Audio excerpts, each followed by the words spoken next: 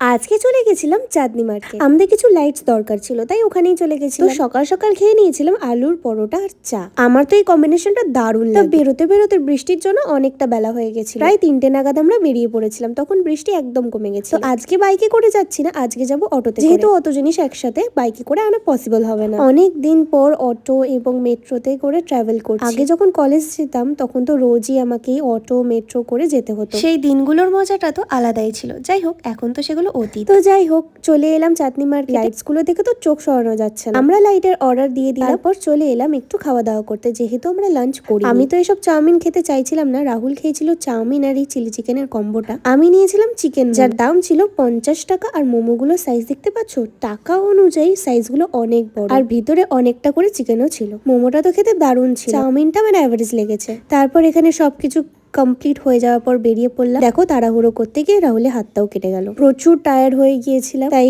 আমরা একটু ট্যাক্সি করে বাড়ি চলে এলাম আর মেট্রো করে গেলাম। খুব তাড়াতাড়ি আমার জীবনে একটা বড় কিছু হতে চলেছে, সেটা খুব তাড়াতাড়ি তোমাদের সাথে অবশ্যই শেয়ার করব। শেষে জগন্নাথ দেবের দর্শন করে বাড়ির দিকে চললাম। আবার আসছি কালকে নতুন ভিডিও নিয়ে। ততক্ষণের জন্য বাই।